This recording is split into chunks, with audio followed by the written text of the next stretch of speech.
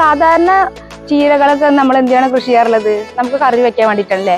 ഇന്ന് ഞാൻ അലങ്കാരത്തിനായിട്ട് കുറച്ച് ചീരകൾ കൃഷി ചെയ്തിട്ടുണ്ട്. അതൊന്ന് കണ്ടോക്കാം.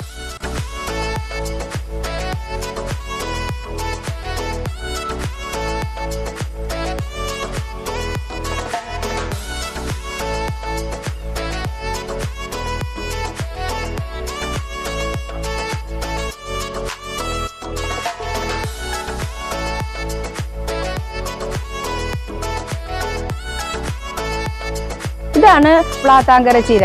ഇതെന്ന് പറഞ്ഞിട്ടുണ്ടെങ്കിൽ സാധാരണ ചീരയുടെ പോലെയല്ല, നല്ലൊരു കളർഫുൾ ആയിട്ടുള്ള ചീരയാണ്. ഇത് നമ്മളെ വീടുകളിലും ചെടികൾക്ക് പകരമായിട്ട് വീട്ടിന്റെ മുൻവശത്ത് വെക്കാൻ പറ്റിയ ഒന്നാന്തരം നല്ല ഒരു ഇലച്ചെടി പോലെ തന്നെ നമുക്ക് ഇതിന് വലുതായി കഴിഞ്ഞാൽ നമുക്ക് വിളവെടുക്കുകയും ചെയ്യാം. അതുകൂടാതെ തന്നെ നമുക്ക് അത് അലങ്കാരത്തിനായിട്ട് ഉപയോഗിക്കാനും പറ്റും.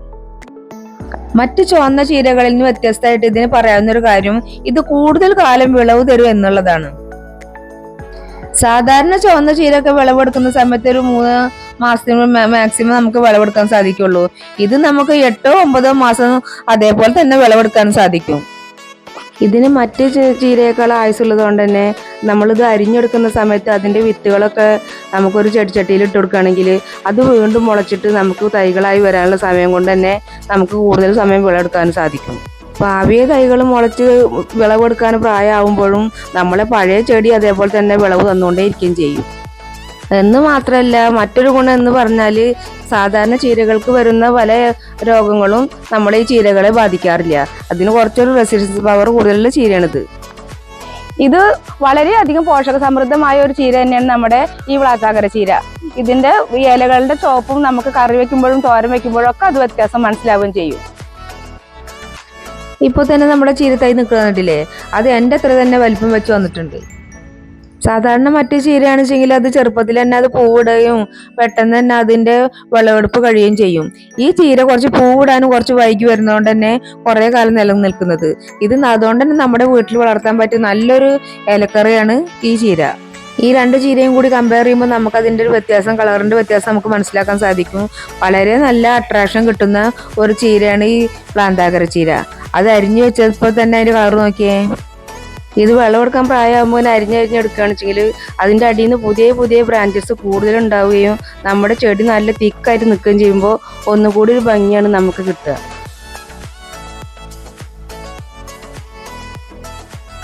കൂടുതൽ തിക്കായി കഴിയുമ്പോൾ നമുക്ക് ഈ ചെടികൾ തന്നെ ചട്ടി കൊടുക്കാൻ എടുത്തിട്ട് വെവ്വേറെ സ്ഥലങ്ങളിലേക്ക്, നല്ല വെയിലുള്ള സ്ഥലങ്ങളിലേക്കൊക്കെ മാറ്റി വെച്ച് കൊടുക്കാൻ പറ്റും. അങ്ങനെ ഓരോ ചെടികളും ഓരോ സെപ്പറേറ്റ് ഉണ്ടായിട്ട് തന്നെ നല്ല ഭംഗിയിൽ നിൽക്കുകയും ചെയ്യും. കാണുന്നതിൻ്റെ ഇടയിൽ നമ്മുടെ വീഡിയോയ്ക്ക് ഒരു ലൈക്ക് തരാൻ മറക്കരുത്. നമ്മുടെ സബ്സ്ക്രൈബ് ചെയ്യാത്ത ഫ്രണ്ട്സൊക്കെ ഉണ്ടെങ്കിൽ സബ്സ്ക്രൈബും ചെയ്യണേ. അതിന്റെ കളർ കാണുമ്പോൾ തന്നെ നമ്മളെ തണ്ടിന്റെ കൂടി കളർ കാണുമ്പോൾ തന്നെ നമ്മുടെ കണ്ണഞ്ചി പോകുന്ന തരത്തിലുള്ള ഒരു കളറാണ്.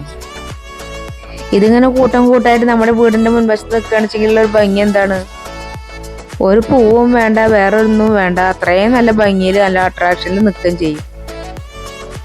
പിന്നെ ഈ ചീരയുടെ പേരിലുണ്ടാവുമ്പോൾ നമ്മളെ വീട് വരെ അറിയപ്പെടുന്നത്. ഞാൻ അരിഞ്ഞെടുത്തതിൽ കുറച്ച് വിത്തുകളൊക്കെ ഉണ്ടായി വന്നിട്ടുണ്ട്. ആ വിത്തുകളൊക്കെ ഞാൻ ഇത് ഇല നുള്ളിയതിന് എടുത്തതിന് ശേഷം അത് പാവി കൊടുക്കാമെന്ന് വിചാരിക്കുകയാണ്. കുറച്ച് വിത്തുകൾ കൊഴിഞ്ഞിട്ടാൻ വേണ്ടി ഞാൻ 2 ദിവസത്തേക്ക് അത് മാറ്റി വെച്ചിട്ടുണ്ട് കേട്ടോ. ഇപ്പോൾ കണ്ടില്ലേ, അതിൻ്റെ അവിടെ താഴത്തൊക്കെ അതിൻ്റെ വിത്ത് കൊഴിഞ്ഞെടുക്കുന്നത്. ഇനി അതും ഈ തണ്ടും കൂടി ഒരുമിച്ചാണ് ഞാൻ പാവി കൊടുക്കുന്നത്. തണ്ടിൽ ഒരുപാട് വിത്തുകൾ ഉണ്ടായിരിക്കും. ഈ ചീരയുടെ മദർപ്ലാനി ഇനി ഒരു 5-6 മാസമെങ്കിലും വിളവ് കിട്ടും. ഇത് നശിച്ചു പോകുമ്പോഴേക്കും നമ്മൾ ഈ ചീര 2-3 തവണ വീണ്ടും അരിയാനായിട്ടുണ്ടാവും നമുക്ക്. ഈ പാവി തൈകൾ നമുക്ക് ഇഷ്ടംപോലെ പറിച്ചു വെക്കുകയും ചെയ്യാം. ഇങ്ങനെ ഈ മെത്തേഡ് തുടരുകയാണെന്ന് വെച്ചെങ്കിൽ നമുക്ക് ഏതു കാലത്തും വ്ളാത്താങ്കര ചീര വിളവെടുക്കാൻ സാധിക്കും. ഇങ്ങനെ ചെയ്യുകയാണെങ്കിൽ നമ്മൾ ഏതു കാലത്തും നമുക്ക് നമ്മുടെ വീട്ടിൽ ചീര ഉണ്ടാവും. ഇനി ചീരൊക്കെ ഇല കരിഞ്ഞെടുത്തതിന് ശേഷം അതിന്റെ അടിയിൽ വരുന്ന വലിയ ലീഫുകൾ ഉണ്ടല്ലോ, അത് ഞാൻ നശിപ്പിച്ച് കളയുന്നില്ല. ഇത്തിരി മൂത്തതാണെങ്കിലും കൂടിയിട്ട് ഒരുപാട് വിറ്റാമിനുള്ള ഇലകളാണിത്. അപ്പൊ അതും കൂടി ഞാൻ നുള്ളിയെടുക്കുകയാണ്. ഇതുപോലെ ഓർഗാനിക്കായിട്ട് ഉണ്ടാക്കുന്ന ഒരു സാധനങ്ങളും നമ്മൾ വേസ്റ്റാക്കി കളയരുത്. ഒപ്റ്റിമം യൂട്ടിലൈസ് ചെയ്യണം, അതാണ് അതിൻ്റെ ശരി.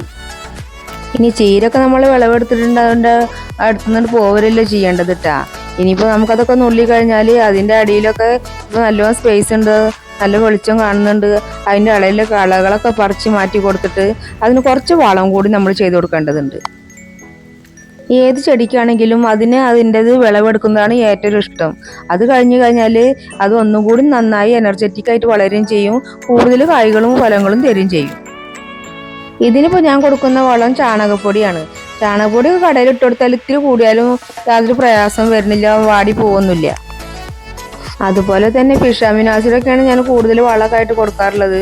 കാരണം അതിന് വലിയ ചിലവൊന്നും ഇല്ലാത്തതുകൊണ്ട് തന്നെ നമുക്ക് കിട്ടുന്ന മീനിൻ്റെ വേസ്റ്റ് കൂടി ഉണ്ടാക്കി വെച്ചിട്ട് ഞാൻ അതിൽ കുറച്ച് ശർക്കര കൂടി ചേർത്തിട്ട് ഫിഷ് അമിനോ ആസിഡ് ഉണ്ടാക്കാറാണ് പതിവുള്ളത്.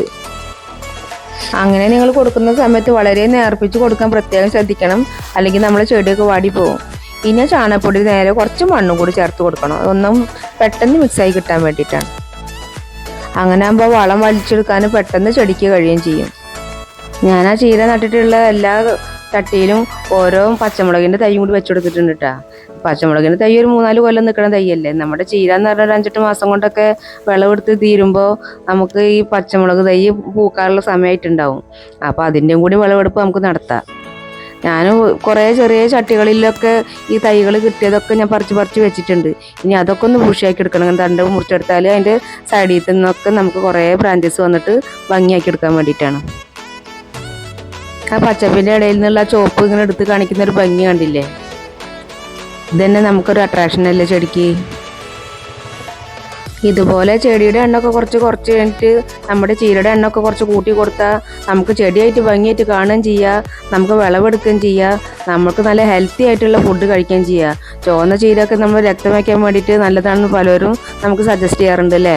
അപ്പോൾ അതിന് വേണ്ടിയിട്ട് നമുക്ക് ചെടിക്ക് പകരം കുറച്ച് ചീരയും കൂടി ഉൾപ്പെടുത്തിയിട്ട് നമ്മുടെ ഗാർഡൻ ഒന്നുകൂടി മനോഹരമാക്കി എടുക്കാം.